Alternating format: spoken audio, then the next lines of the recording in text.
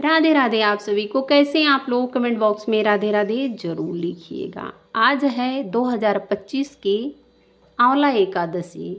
आंवला एकादशी का व्रत, पूजन, शुभ मुहूर्त, कितने बजे से कितने बजे तक एकादशी का व्रत रहेगा, किस दिन हम जो है इसका व्रत रखेंगे, किस तरह से हम पूजन करेंगे, सारी जानकारी जो मैं आपको इस वीडियो के माध्यम से देती हूँ। आप लोग वीडियो को पूरा देखिएगा। वीडियो को स्किप करके देखने से आधा अधूरा ज्ञान जो है पड़ा रहता है, इसलिए आप जो है वीडियो को पूरा देखिएगा। वीडियो अगर आप लोगों को ज़रा सा भी पसंद आए तो हमारे चैनल को लाइक करें, शेयर करें, सब्सक्राइब करें, बेल आइकन के प्रेस को ज़रूर टच करें, ताकि जो भी पूजा के निमित्त, भक्ति के निमित्त मैं वीडियो अपलोड करती हूँ आप लोगों तक उसका नोटिफिकेशन ज़रूर पहुँचे। तो चलिए शुरू करते हैं कि किस तरह से हमें इस व्रत का पालन करने चाहिए। पहले तो मैं आप लोगों को बता दूं कि सूर्योदय के पहले ही उठना चाहिए, हमें सारे काम से निवृत्त हो जाना चाहिए। तो आंवलकी एकादशी का व्रत जो है 9 मार्च से, फागुन माह के शुक्ल पक्ष की आंवलकी एकादशी का व्रत जो है 9 मार्च को ही प्रारंभ हो गया है। प्रातः 7:45 से लग गया है। वहीं पर 10 मार्च को जो है 7:44 तक इसका जो है समापन हो गया। तो एकादशी का व्रत हम उदया तिथि में रखते हैं। उदया तिथि को माने रखते हुए हम जो है 10 मार्च को एकादशी का व्रत रखेंगे। उसी दिन 10 मार्च को ही हम पूजन करेंगे, और पूजा किस तरह से करी हूँ आप लोगों के साथ वीडियो को शेयर करती हूँ। इस एकादशी को हम रंग भरी एकादशी के नाम से जानते हैं, क्योंकि ये फागुन मास में पड़ रही है एकादशी, इसलिए इसको रंग भरी एकादशी भी कहते हैं। और ये बड़े हर्षोल्लास के साथ इस एकादशी का प्रारंभ होता है। इस एकादशी का व्रत जब हम रखते हैं तो हमारे जीवन में आने वाली समस्त बाधाएं, समस्त तकलीफ़ें, समस्त पाप जो हैं मिट जाते हैं। अनंत कोटि अश्वमेध यज्ञ का फल की प्राप्ति होती है इस व्रत को जो व्रती रखता है।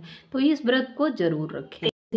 पीले कलर का एक जो है चौकी लगा ली हूँ। आप जो है चाहे लाल चाहे पीला, वैसे विष्णु भगवान का पसंदीदा कलर जो है वो पीला ही है। तो इस कलर का आप जो है एक कपड़ा बिछा लीजिएगा। कपड़ा बिछाने के बाद आप जो है विष्णु भगवान की प्रतिमा अगर इस तरह से है आपके पास, और इधर देखिए लक्ष्मी और विष्णु भगवान को बैठाई हूँ, विराजमान करी हूँ, और इधर हमारे गणेश भगवान हैं। गणेश भगवान को जो है मैं विराजमान करी हूँ। तो और इधर लड्डू गोपाल हैं, लड्डू गोपाल को भी हम जो है विराजमान किए हैं। अगर आप घर के मंदिर में पूजन करना चाहते हैं तो आप इस तरह से एक चौकी लगा के मंदिर के पास अगर जगह है तो आप जो है पूजन कर सकते हैं।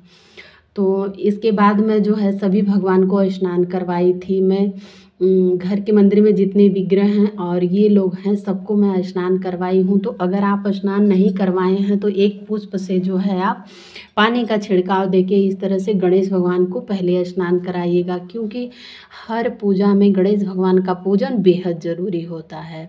तो आप इस तरह से गणेश भगवान को आज के दिन जो है चावल नहीं चढ़ाया जाता है और चावल वर्जित रहता है। तो मैं पुष्प का जो है आसन जो है दे करके विष्णु भगवान को भी बैठाई हूँ, लक्ष्मी जी को भी बैठाई हूँ और गणेश भगवान को भी बैठाई हूँ। अगर आपके पास तिल है तो तिल का आसन दे करके आप जो गणेश भगवान को विराजमान कर सकते हैं। आज के दिन एकादशी के पूजन में पंचोपचार का पूजन करना बहुत ज़रूरी है। तो पंचोपचार में पहले हम स्नान सभी भगवान को करवाते हैं, फिर इसके बाद हम जो है आसन देके उनको विराजमान किए रहते हैं और जो है चंदन लगाते हैं, तिलक लगाते हैं। चाहे हल्दी का तिलक लगाइए, चाहे जो है आप गणेश भगवान को सिंदूर का तिलक लगता है तो आप सिंदूर का तिलक लगा सकते हैं। और पीला चंदन जो है विष्णु भगवान को बेहद प्रिय है, तो आप पीले चंदन का जो है तिलक लगा सकते हैं। जनेऊ आप ज़रूर जो है चढ़ाया करिए, जनेऊ ज़रूर पहनाते हैं विष्णु भगवान को अगर आपके पास है। मेरे पास नहीं था, नहीं तो मैं गणेश भगवान को भी पहनाई होती। तो इस तरह से आप जनेऊ पहनाइए। तुलसी दल देखिए यहाँ रखी हूँ। इसके बाद जो अर्पित करने के बाद हम भोग लगाए हैं। मैं आप लोगों को बता दूं कि आंवला एकादशी में आंवले का विशेष महत्व होता है, लेकिन आज मुझे आंवला मिल नहीं पाया है। अगर आपको मिलता है तो इस एकादशी में जो है आंवले का दान भी करना चाहिए और आंवले का भोग लगाना चाहिए। अगर आपके अगल बगल आंवले का पेड़ है तो आप जो है आंवले के पेड़ के साथ साथ श्री हरि विष्णु भगवान का पूजन भी कर सकते हैं। लेकिन मुझे पेड़ भी नहीं हमारे बगल में मिला और ना ही मैं लगाई हूँ, और मतलब मार्केट में नहीं हमें मिल पाया है, तो इसके लिए भगवान से मैं सॉरी क्षमा मांगती हूँ। इसके बाद जो है हम दक्षिणा चढ़ाएंगे। और मैं आप लोगों को बता दूं कि इस एकादशी को रंग भरी एकादशी के भी नाम से जानते हैं, क्योंकि इसी दिन जो है काशी में रंग का प्रारंभ हुआ था, होली का प्रारंभ इसी दिन से हुआ था। तो इसलिए जो है आज के दिन से होली खेलना प्रारंभ हो गया है, तो इसे रंग भरी एकादशी भी कहते हैं। अगर आपके पास आंवले का पेड़ है तो आप आंवले के पेड़ के पास जो पूजन किस तरह से करेंगे, तो जिस तरह से हम तुलसी मैया का पूजन करते हैं, केले के पेड़ का पूजन करते हैं, उसी तरह से हमको करना चाहिए। जिस जगह पे हम आंवले का पेड़ जैसे गमले में अगर लगा है, तो आप जो उस जगह को थोड़ी बढ़िया से पानी से साफ कर लीजिए। और करने के बाद जो है आप वहाँ स्वास्तिक बनाइए, चाहे ओम बनाइए, और जैसे चौक बनाते हैं उस तरह से चौक पूर के आप गमले में आंवले का पेड़ वहाँ रख के श्री हरि विष्णु भगवान का फ़ोटो चाहे तस्वीर जो है आप वहाँ रख सकते हैं। उसी तरह से आप कहानी कथा पढ़ सकते हैं, और जिस तरह से हम आरती और पूजन करते हैं उसी तरह से आप कर सकते हैं। मेरे पास आंवले का पेड़ नहीं था, इसलिए मैं घर के मंदिर में ही पूजन करी हूँ। आप लोगों को बताती हूँ कि अगर आपके अगल बगल भी जैसे कोई पेड़ है आंवले का, तो आप वहाँ भी जा कर के पूजन कर सकते हैं। इस दिन आंवले का विशेष महत्व होता है, क्योंकि आंवले के पेड़ में श्री हरि विष्णु भगवान का निवास होता है। जिस तरह से हम केले के पेड़ का पूजन करते हैं, श्री हरि विष्णु भगवान का निवास होता है, उसी तरह से आंवले के पेड़ में भी होता है। तो इसलिए आंवला एकादशी के दिन आंवले के पेड़ का पूजन विशेष माना जाता है, विशेष तौर पे खास माना जाता है। तो अगर आपके पास उपलब्ध है ये चीज़, तो आप जो है इस चीज़ को कर सकते हैं। विष्णु भगवान को पीला चंदन लगाना चाहिए, तो पीले चंदन से जो है आप तिलक कर सकते हैं। इत्र लगाना चाहिए, इत्र रूपी वस्त्र आप जो है चढ़ा सकते हैं। मैंने गणेश भगवान को चढ़ाया है। मैं जैसे मान लीजिए आपके पास कपड़ा है, वस्त्र है, तो आप वस्त्र लेकर भी चढ़ा सकते हैं। और हाथ में इस तरह से पुष्प लेकर के आप जो है संकल्प लीजिए कि हे प्रभु, मैं आपका व्रत रख रही हूँ, आप मेरी इस व्रत को पूर्ण करिएगा। इतनी शक्ति दीजिए कि हम पूरा व्रत जो है पूर्ण कर लें। और वो पुष्प जो है आप भगवान के चरणों में समर्पित कर दीजिए। आपका व्रत पूरा हो जाने के बाद हाथ जोड़कर भगवान से प्रार्थना करनी चाहिए कि पूजा में हुई गलतियों को, त्रुटियों को जो है आप क्षमा करिएगा। इसके बाद जो है आप आरती कर सकते हैं। आरती में पहले जो है गणेश भगवान की आरती करनी चाहिए, इसके बाद ही विष्णु भगवान की आरती करनी चाहिए। तो आप अगर चाहें तो विष्णु भगवान को भी दक्षिणा चढ़ा सकते हैं, नहीं तो गणेश भगवान को।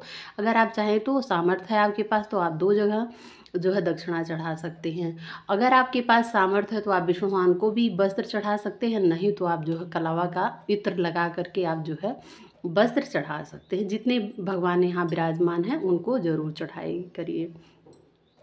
क्योंकि आप देखे होंगे सत्यनारायण की पूजा जब भी होती है तो वस्त्र, गौरी मैया और गणेश भगवान को वस्त्र जरूर चढ़ता है। तो इस पूजन में छोटी छोटी बातों का थोड़ी सा विशेष ध्यान होता है। पंचोपचार से हम पूजन इस तरह से करते हैं, हमारे घर की सुख संपदा बनी रहती है, हमारे घर में सद्बुद्धि आती है। और ये समझिए एकादशी का व्रत रखने से अनंत कोटि फल की प्राप्ति होती है, सारे पाप मिट जाते हैं। जो भी जाने अनजाने में हम जानबूझ के कोई गलती नहीं करते हैं, लेकिन फिर भी अगर हमसे जाने अनजाने में कोई गलती हुई रहती है तो भगवान उसको सभी को माफ़ कर देते हैं। हर एकादशी में सबसे बड़ी पुनीत एकादशी का व्रत होता है। हर व्रतों में सबसे बड़ा व्रत जो है एकादशी का व्रत होता है। तो इस तरह से आप जो हाथ जोड़ के क्षमा प्रार्थना कर सकते हैं। तो राधे राधे, मिलते हैं नेक्स्ट वीडियो में एक नई जानकारी के साथ। आप सभी को एकादशी की ढेर सारी शुभकामनाएं।